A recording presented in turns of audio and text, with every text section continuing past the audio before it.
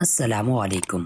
بقرہ عید میں جلدی کام کرنے کے لیے ٹوٹکے گوشت سے بو ختم کرنے کے لیے ایک پیالے میں اتنا پانی لے کہ گوشت ڈوب جائے۔ اس میں 4 سے 5 چمچ سرکہ کے ملا دے۔ 15-20 منٹ کے لیے پانی میں بھگو کر رکھے، پھر نکال کر دھو کر پکائے، بو نہیں آئے گی۔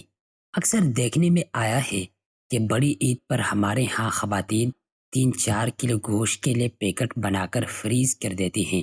1 کلو گوشت سے زیادہ پیکٹ نہ بنائے۔ پیکٹ کے باہر مارکر کی مدد سے لکھ دیجئے کہ یہ کون سا گوشت ہڈی والا ہے، پسند ہے بھوٹیا وغیرہ۔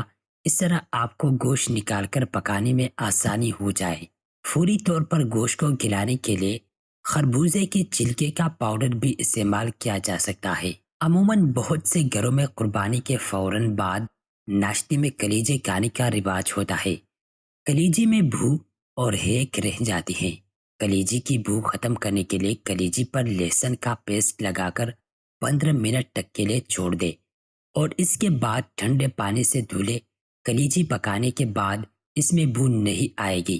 برتنوں سے گوشت کی چکناہٹ ختم کرنے کے لیے برتنوں کو گرم پانی سے دھوئے۔ اگر برتنوں سے گوشت کی بدبو آتی ہے تو ایک بڑے سے برتن میں پانی اور سرکہ ملا کر اس میں تمام برتن ڈال دے۔ ہڈیوں والی گوشت یا ہڈیوں کو پیک کرتے ہوئے خیال رکھے کہ نکیلے ہڈی کی وجہ سے پیکنگ نہ پٹے۔ اس طرح فریزر کو بھی نقصان پہنچ سکتا ہے۔ قربانی کے گوشت کی ہیک ختم کرنے کے لیے پکانے سے پہلے گوشت کو پانی، سرکہ یا لیموں کا رس ملا کر دھلے اور پھر پکائیں۔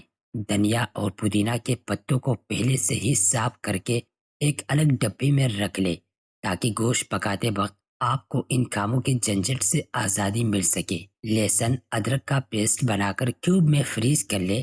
1 کیوب 1 چمچ کے برابر ہوتا ہے تاکہ کھانا پکاتے وقت جتنے چمچ آپ کو استعمال کرنے ہو اتنے کیوب ڈال سکتے ہیں۔ پپیتے کا پیسٹ پہلے سے بنا کر رکھ لے یا پپیتے کے پیسٹ کی جگہ میٹ ٹینڈرائزر بھی استعمال کر سکتے ہیں۔